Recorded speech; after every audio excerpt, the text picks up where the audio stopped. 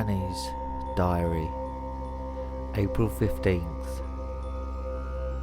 So, after speaking to my therapist, I decided that writing a diary could actually be quite helpful after all. I'm better with typing, so I guess I'll type instead.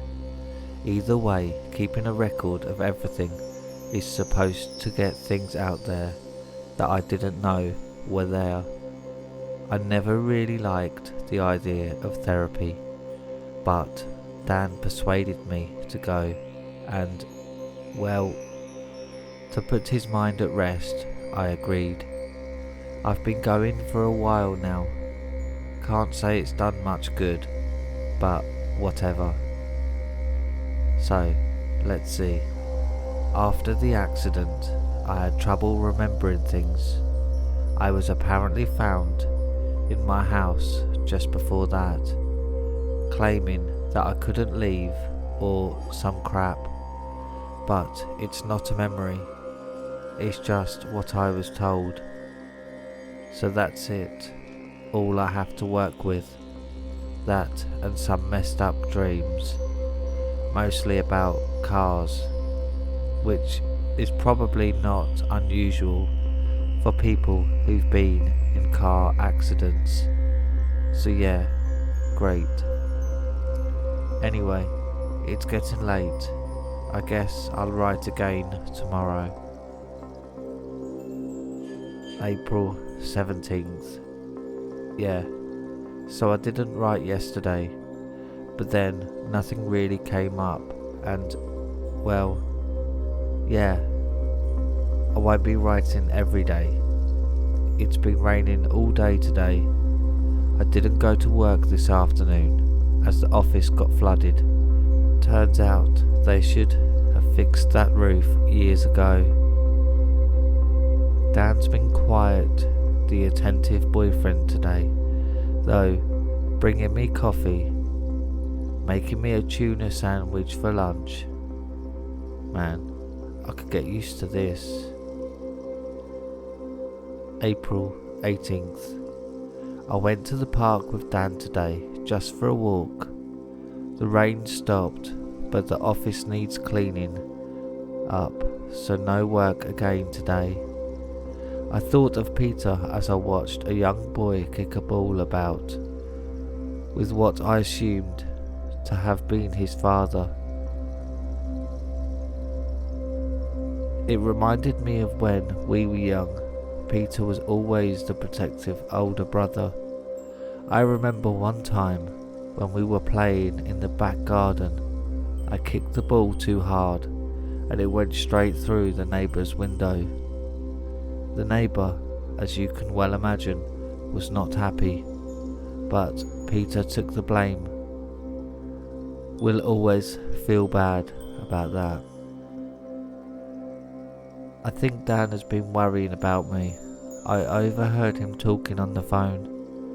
He was saying that I seemed quiet and subdued. I'll try harder to get back to normal. I really hate him worrying. April 20th. Just learned today that our landlord wants to put the house up on the market. Great. Looks like we're well and truly fucked. April 26th. Just spent the past few days trying to find a decent place within our price range. Luckily, Dan's just recently been promoted. Every little helps, I guess. We found a couple of places that seem alright, which is a start. How we're going to get somewhere at such short notice though, fuck if I know. I also saw my therapist today. Apparently I've been making some good progress, whatever that means. Can't say I've noticed any significant changes. As for this medication, it's doing nothing for me whatsoever. I haven't really spoken about it with Dan, but I'm pretty sure he'll agree with me on this one. Think I might ditch it. April 27th. Okay, so today we viewed the perfect house. 2 bedrooms, 1 ensuite bathroom, a nice kitchen and a good sized garden. It was amazing, in our price range and available by Sunday at the earliest. Dan and I both agreed it's exactly what we're looking for, so hopefully everything should move swiftly from here. I might be being a little pessimistic here, but it all seems a bit too convenient. I don't know. I guess we'll see. May 2nd. Well, this is officially the last night we'll spend this house. I am going to kind of miss it, but at least we're moving somewhere we actually want to go. It's all fallen nicely into place. Tomorrow morning we'll meet our new landlady at the house and we'll be given our keys. Anyway, I should get some sleep now. I'll probably write again tomorrow. May 3rd. Today went smoothly. I'm happy to say our new landlady seems nice. She even bought us some fruit as a welcome gesture. Weird. People aren't usually that nice. It feels comfortable here though. I think I'm going to really like it. Dan's been excited about finally having some guy space with the extra bedroom. It's only a box room, but whatever makes him happy. I personally like the kitchen. It's light and airy, which is good. Dark rooms always tend to depress me. Oh, we've also been visited by a neighbour's cat a few times today. He's kind of cute, I have to admit. Missing half an ear though, poor thing. I wonder what happened to him. May 4th. Day 2 in the house, and we've made good progress with unpacking. Except Dan found his old remote controlled car from when he was like 10 and determined to get it working again. I've got to admit, his persistence is admirable. It's amazing what you find when you move. A lot of this stuff was still in boxes from when we moved into the old place. Anyway, I suggested a quiet night in tonight to watch a film or something, so we're ordering in a pizza. Also, it seems like there's a lot of cats in this neighbourhood. We've been visited by several, and I've seen at least 7 or 8 around. Someone likes pussycats. May 6th. You know, it's weird. I mean, it's not. That's kind of the problem. Okay, that made no sense. Basically, in horror films, for instance.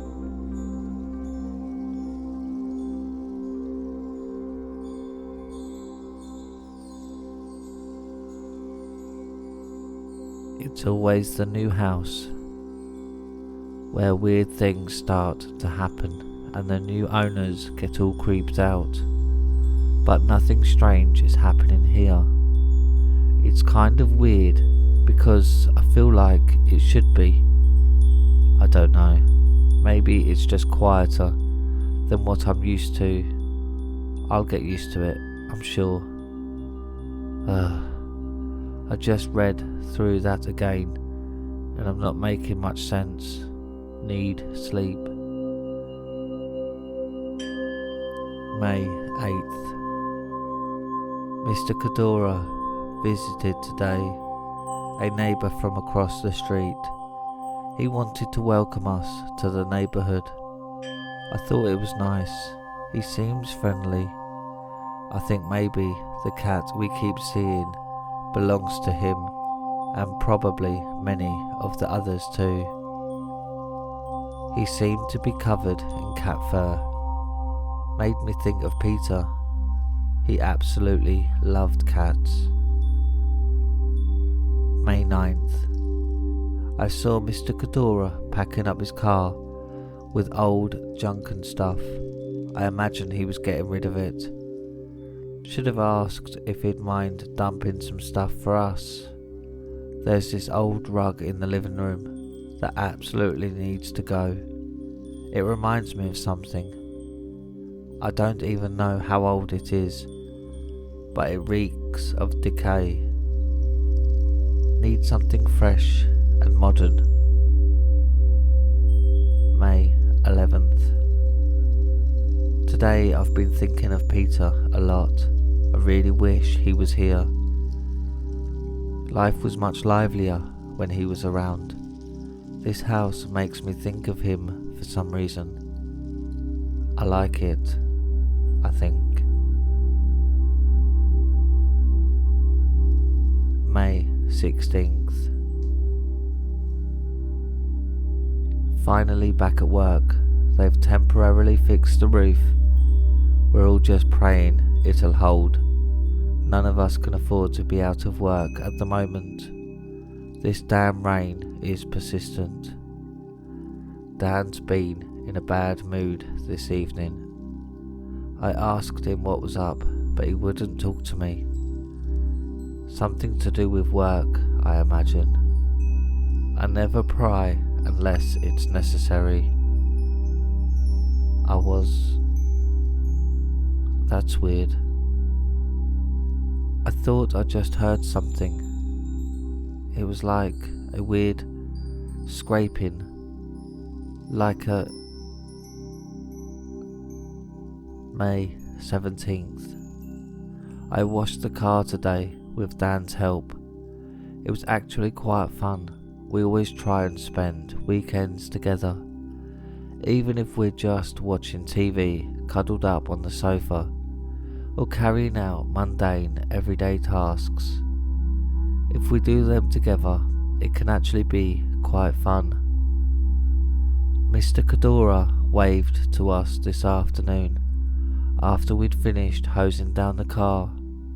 He was hauling a fish tank into his house.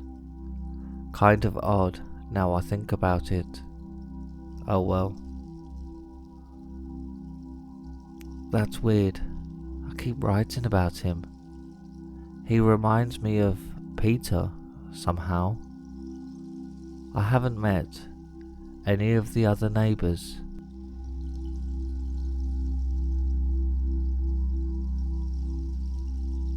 Though I've seen a few of them. No sign of anyone next door though. I didn't think the house was empty. May 20th. I was alone in the house all day today, and I just can't help but feel like something's off. But it's not. Everything is perfectly normal, and there's nothing strange or spooky happening. Literally nothing. And that is the problem. Why is it all so normal? I know I should calm down and everything will be alright. I can hear what Peter would say now. Take a deep breath, stand back, and accept things as they are. That's what he would say. May 24th. We finally got rid of that old rug, thank fuck. It was literally like something from my grandmother's attic. I can't even say how sick of it I was. Luckily, our landlady, June, was absolutely fine with it. She apparently was of the same mind. She told me that the previous tenants had left in a hurry, and some of their belongings were subsequently left behind. The rug being one of the only things salvageable. June wouldn't say why they had to leave in such a haste. She said she didn't know the details, but I think she knows something. Anyhow, I suppose it really doesn't matter. I realise how stupid this sounds, but I would say they left because there's something off about this place. But the thing is, there isn't. Absolutely nothing strange has happened here. Everything has been completely normal. And that's what's unnerving me. Something's off because it isn't. I know this makes no sense, and I'm not being rational. I tried to talk to Dan about it last night, but here's the thing. When I mentioned this, he looked frightened somehow, like he knew something. It was only for a split second. He shook it off and told me that everything was fine. I could tell he had something else to say to me, but he held his tongue. He knows something. 26th May. It's 4 in the morning and there's no way I can go back to sleep. I woke up about 2 hours ago from a nightmare. My therapist told me the dreams can be productive if I allow them. She told me they hold the key to the answers I've been seeking ever since that god-forsaken accident. She told me to keep a diary of my dreams as well as this general diary. Apparently it can help my mind clarify things. So far I feel it's been counterproductive, but I'll keep trying. Dream. At first I was driving in a town I'd never been to before, and I was with an old friend of mine. We were going swimming in this lake. Everything was normal at first, but when we got into the water, it started to freeze over really rapidly. I was trying to get out of the water, but I couldn't swim fast enough. The ice surrounded me and somehow pulled me underwater. I thought I would drown, but I could somehow still breathe. I started swimming around, searching for my friend. The surface had all iced over, but it was more like glass. I looked up, and the sky had turned really red. Suddenly, I saw an old car at the bottom of the lake.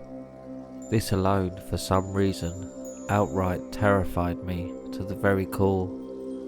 But I found myself swimming towards it anyway. I could feel the fear rising inside me as I peered in through the boot of the car, and I could just about make out something. The water was getting murkier and murkier, but I could still see that it was a rolled up rug. For some reason, went into an unfathomable panic. I just wanted to get away from that car, but as I tried swimming away, I felt something grab onto my ankle and pull me back. This was when I woke up. It's stupid. I mean, it doesn't exactly sound that horrifying. I remember now, it looked like the rug we'd just got rid of. Why am I dreaming about that? So stupid, but it was terrifying.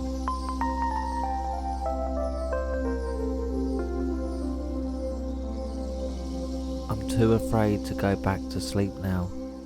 I think I'll just go and watch some TV until Dan wakes up.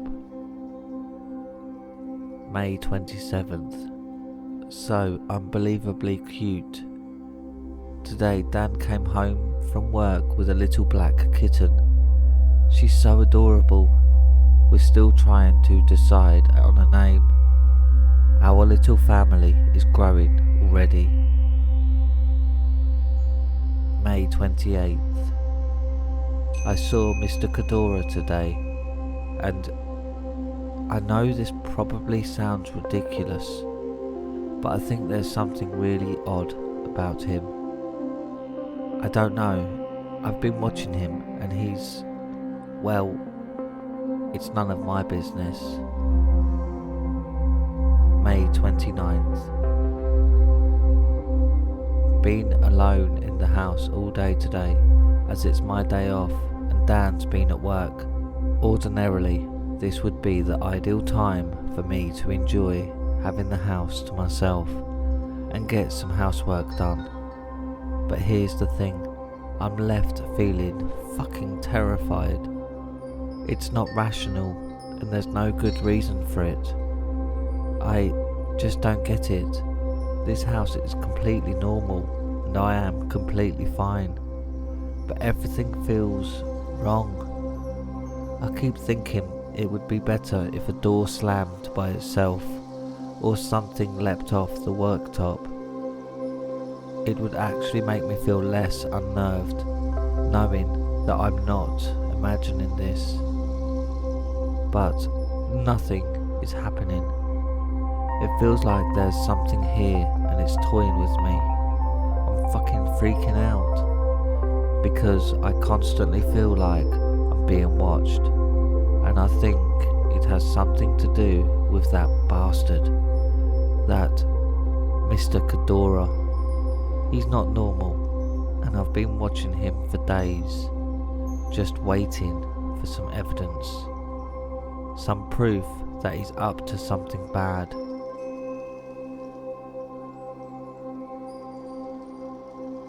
I read what I'm writing, and I can see how ridiculous this sounds. I'm freaking out. I need to keep calm. It's almost like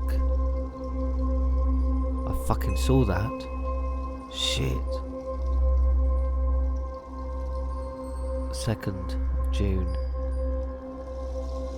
Sometimes I wonder why I even try. 4th of June. Maya, that's what I'm going to call her. She's watching me type this now. 5th of June. Today, Dan and I sat down to talk, and apparently he thinks I'm showing signs of paranoia again. What the hell that's supposed to mean, I've no fucking clue. He wants to get me to a doctor to see if they can review my meds, but it's pissing me off. I don't know why I told him about what's going on in the first place. He said to me very calmly and derogatively that there was nothing strange about the house. I know that though. There is abso-fucking-lutely nothing wrong with the house.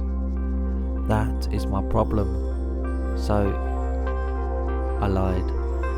I told him that I'd seen someone in the house. It's not a whole lie, because I really may as well have. This force, or whatever it is toying with me. I'm not crazy. Anyway, it didn't make things any better. I'm just so pissed off right now. I need to get out the house. June 6th. I feel better today. Feel like an idiot for flying off the handle like that yesterday. I apologised to Dan, and he seems like he's in a calmer mood too. I still feel the same about the house, but I don't know, maybe I'll get used to it. Anyway, I spoke to Mr. Kadora again today. He was asking about our windows and whether we'd noticed any drafts. He'd apparently had a lot of trouble with his bathroom window and had to seal it with duct tape. As the houses were built at the same time, the windows were the same, so he thought he'd ask. For some odd reason, this unsettled me. I told him we hadn't, and we got into a conversation. He asked me how we were settling in, and we talked about cats for a bit. Apparently he had 4. The others I've been seeing must have come from somewhere else. I also told him about Maya. He seemed a little envious. Maybe not. Don't get me wrong, the guy seems to have good intentions, but I don't know. He seems odd to me, I guess. I guess it's possible he could be suffering from some mental condition, but then that doesn't seem quite right either. He appears to be a completely average 30-something-year-old. Either way, I guess I should be focusing on my life now. June 7th.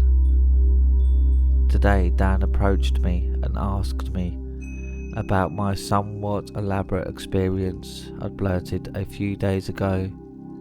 He kept it quite casual, but I could tell what he was getting at. He eventually got around to asking me if I was still taking the medication I'd been prescribed. Without hesitation, I assured him that I was. He didn't say anything more about it, but I can tell he thinks that these experiences are connected to it. I mean, I get it. None of this makes any sense. June 9th. Medication is stable. Don't need a doctor to tell me that.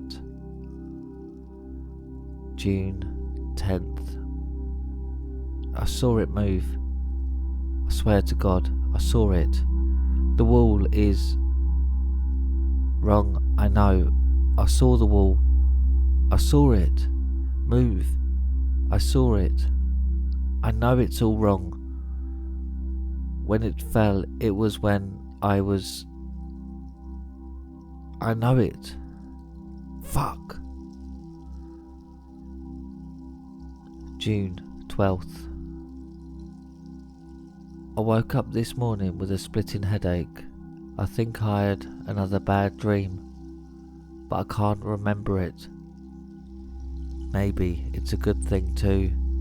I don't know. Maya is watching me intently.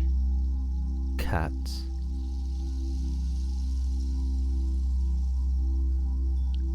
June 13th. Oh God. Dan believes me. He saw something too. I think I made him see it somehow. I didn't see it, but he did. June 14th. It's him. It's that fucking dick. I just know it. He's been in this house and... oh God. It's him. That Mr. Kadora. I just knew that there was something off about him. He's been in this fucking house. I can smell him. And there's fucking cat fur everywhere upstairs. I'll spend the rest of the day cleaning it up. I don't want Dan to know about this. Maya's disappeared. 15th of June. There's a foul smell in the bathroom. Dan's going to call a plumber tomorrow. 16th of June. Dan's worried about Maya. I am too. but I don't know. How do I tell him? Update. I fell asleep this evening and have just woken from a god-awful dream about Mr. Cadora. I went into his house and everywhere there's dead cats. They were hanging from the ceiling, bound with duct tape. I freaked the fuck out, but when I went for the front door, he appeared. Mr. Cadora. He grabbed me from behind and pulled me back. I fell into all this duct tape, and before I knew it, I was bound too. This is when I woke up. I'm not stupid. I know this was just a dream, but shit.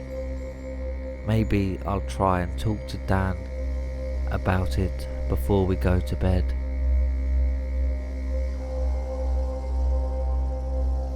17th of June. I went to work today and Dan called me during lunch to ask me how I was doing, as I seemed stressed this morning. He seemed upset. Apparently the plumber sorted the drains. There was a clump of cat fur down there. My heart sank. It was Mr. Cadora. He'd done this. 18th of June. Today hasn't been good. I completely lost it when I saw that arsehole Mr. Cadora. He was holding a black bin liner, and I hate to think what he had in there. Dan tried to calm me down, but I was too angry. He killed my fucking cat. After apologising to that nasty piece of shit, Dan pulled me inside. He asked me what the hell I was thinking, but he doesn't get it. Fuck. I tried to explain, but Dan's not convinced. I'll try and prove it. 23rd of June. I saw the window in a dream, and it's not broken. He's a fucking liar. I told Dan it was. He's been in the house again. Oh God. 24th of June. He's seen it too. Finally. Dan told me that if anything else happens, he'll call the police. Someone's been moving our stuff at night. Someone's trying to drive me fucking insane. How will I ever prove my sanity? 25th of June. I came home from work last night and Dan was having a full-blown argument with Mr. Cadora. Apparently his name is Lane. He told that arsehole to leave us alone and to stop coming into our house at night. He of course denied ever doing such a thing, but Dan didn't believe him. Thank God. This is definitely a strange way of putting it, but I feel kind of happy. Like I've been finally able to get him to believe I'm not alone now. June 26th. I'm not alone. June 27th.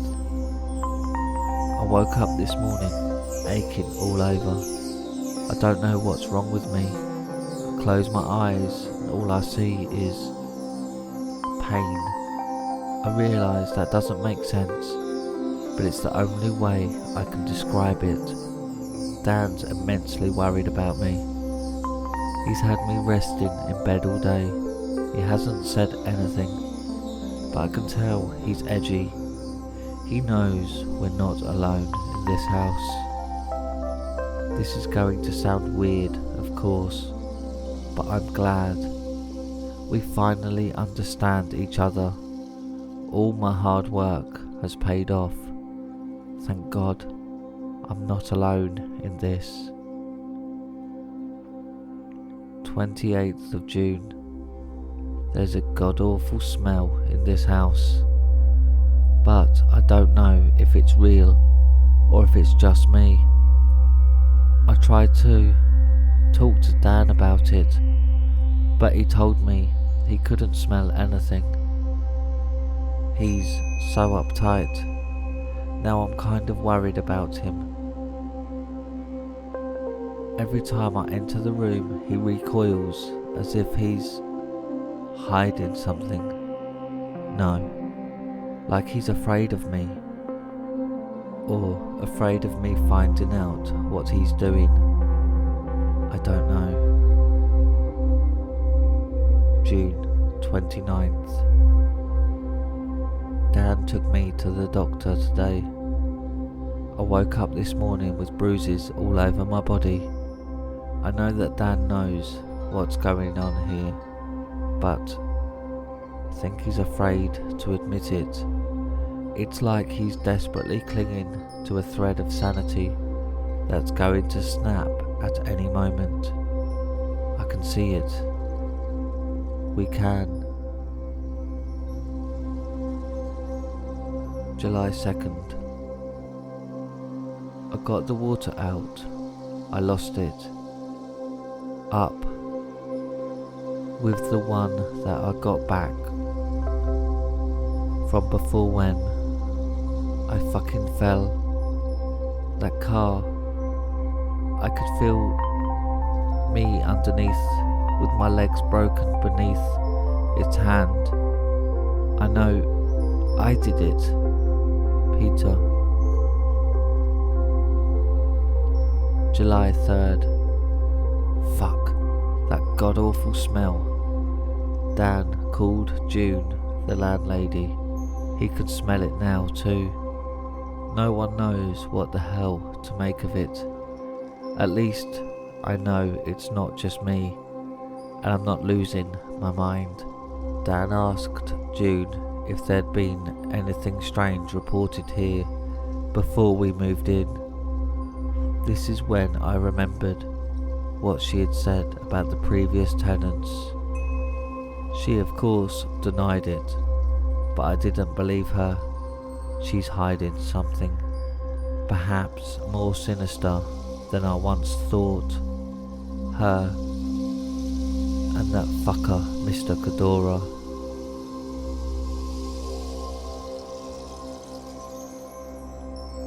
July 6th. We've literally turned this place upside down, searching for the source of that rancid smell, only to find nothing. Dan's been seeing someone in the house again, and he's been so secretive about it. I don't know if he's trying to protect me, or if he just can't admit it to himself. I haven't seen Mr. Cadora in days. I don't know if he's still around or if he's fled. That fucker knew he was in trouble the day Dan confronted him. I saw Dan go over to his house before leaving for work the other day. He didn't receive an answer. I think I'll convince Dan to go over with me tomorrow morning to check it out. If he's not there again, we'll know he's up to something. Only a guilty man runs from the scene of the crime, so to speak. July 7th. Dan agreed to go across the street with me. We knocked, but there was no answer. Dan looked in through the windows and confirmed my previous suspicions. His house looked as if he'd just up and left. This freaked Dan out. I later discovered that he saw someone in the house just last night, and he had assumed it to be Mr. Cadora. I don't know what to think now. July 9th. What the fuck? We're meant to be in this together. July 10th. I'm worried. Dan's acting really differently. He's hiding something, and I don't know what. I should be happy. Now I'm not alone in this, but... July 13th. I remember when Mummy took us to the beach and Daddy was... We built sandcastles. Peter made the biggest one and I got jealous. When he wasn't looking, I smooshed it. And Peter cried to Mummy. I wasn't sorry, but Daddy said I was. I didn't fall. It was winter and... July 15th. This fucking house is so oppressive. I feel like the walls will close in on us. Fucking Dan's not talking to me. He's acting like he's being stalked by something that apparently doesn't exist. I've seen it now too. Big, black, fucking ugly creature. Not the human figure Dan describes it. It guards the door, and we won't leave the house, I promise. July 16th. I'm not alone. I'm not alone. I'm not alone. I'm not alone. I'm not alone. I'm... July 18th. Dan's been so quiet. I wish he'd talk to me. July 22nd. I had a bad dream. I don't know if I should write it. It's scaring me. I think I should. Dream. I was waiting in the car for Dan. He'd just popped into the shop to buy something. Can't remember what. I watched people going about their business. There was a carpet shop across the road, and I watched a man with a red shirt. It was then that I noticed that he had no face. I looked around for other people and noticed they too had no faces. I suddenly felt really panicked and tugged at my seatbelt in an attempt to get out. I just wanted to find Dan. The seatbelt wouldn't budge, however. This was when I heard something I haven't heard in years. It was Peter's voice. He said one simple word that stopped me in my tracks. Please. I turned to him, not understanding what he meant, only to see that he too had no face. I screamed and cried and woke myself up doing so. I feel so disturbed. Why the fuck am I having these nightmares after all these years? I feel so defeated. My brother died 8 years ago. I didn't even... July 25th. The creature is larger than ever, and I can't escape him. Dan still won't talk to me. Not a fucking word. I'm worried. He won't get out of bed, and hasn't been to work in days. I can't get him to eat or drink. He's completely catatonic. July 26th. I can't be alone in this. July 28th. The police have been knocking on the door, but I can't answer it. I'm too afraid he'll get me. July 29th. The police got in yesterday. I kept it together. There's no way they'd believe that we're being stalked in our own home by some inhuman creature. They'd received worried calls from neighbours who'd reported that Mr. Cadora had been missing from his home for a few weeks, and that Dan and I hadn't been seen either. I tried to keep calm, but they gave me this weird look, like they know something that I don't. They told me to stay here in the lounge while they check the house. They said they wanted to talk to Dan. I don't think they'll get him to talk. I've been trying. I hope they can help get us out of this house. And I hope. August 4th. It can't be. It just can't. I don't believe what they say. Mum's here. She says this happened before. I don't understand. They say that Dan is dead. They say he's fucking dead. I just don't understand. I can't. It doesn't make any sense. 5th of August. They say it's not my fault. They treat me like I'm a child. Mum said it was the meds. She doesn't understand. None of them do. I fixed the lock, like the old one, but it broke. We all lost him, all of us, alone.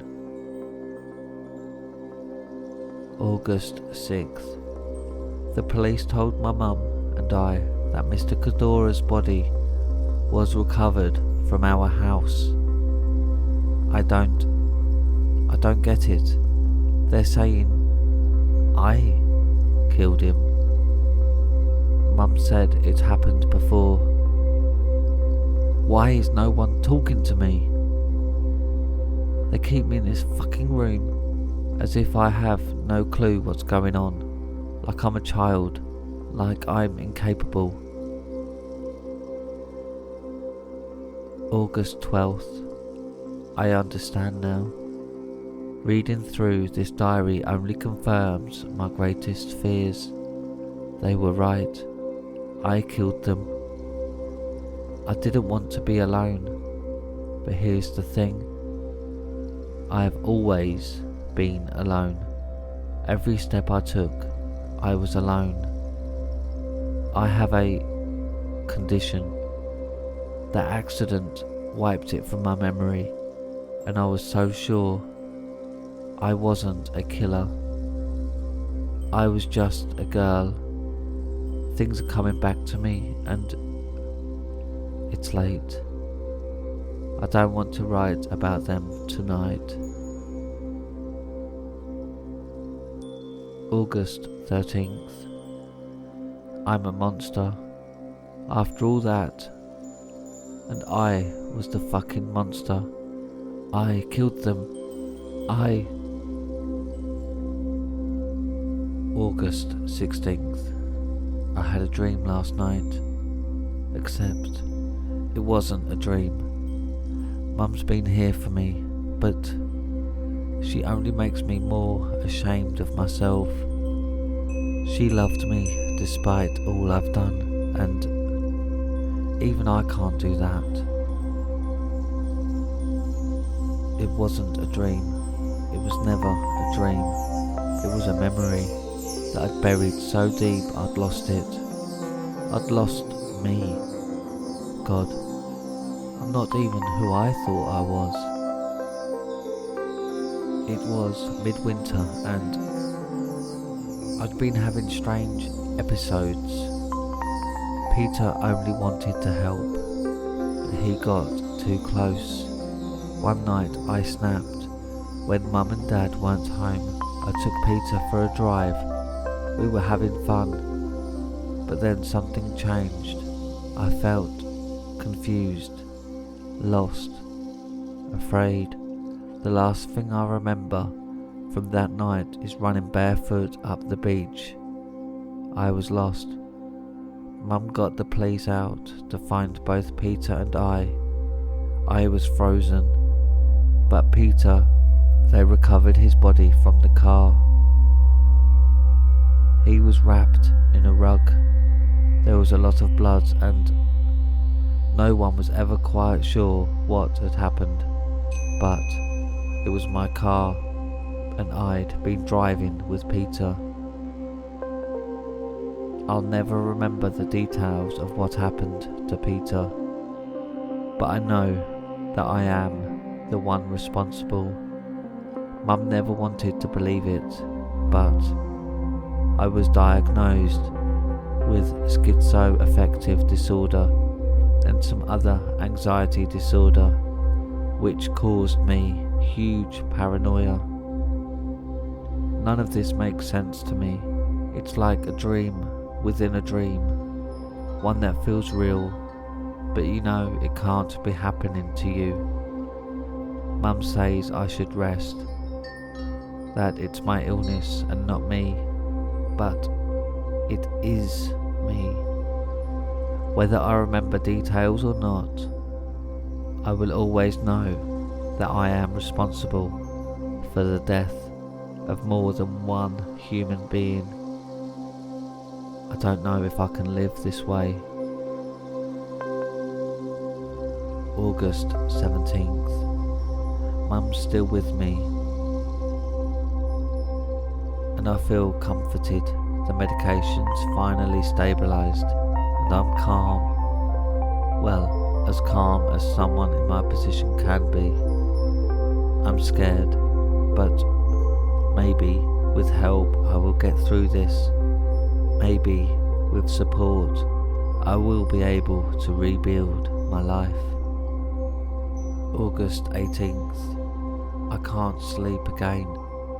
I think that maybe I could just about get my head around everything that's happened, but there's one minor detail that will not let me rest.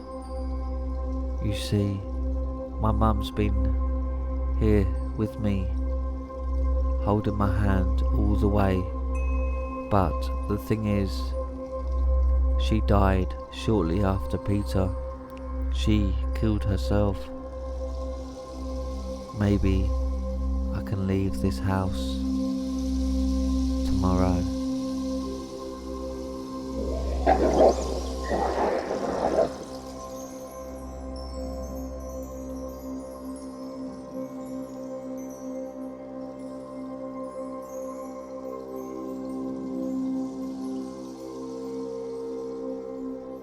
And that's it for tonight, my little hellhounds. Thanks for listening. If you have any scary stories you want narrated on the channel, then submit them to Reddit r/homeofscares and follow me on Twitter at homeofscares. If you enjoyed tonight's stories, then feel free to subscribe and click the like button. And don't forget to click the bell icon so you get notified every time I upload. Now, good night, my little hellhounds.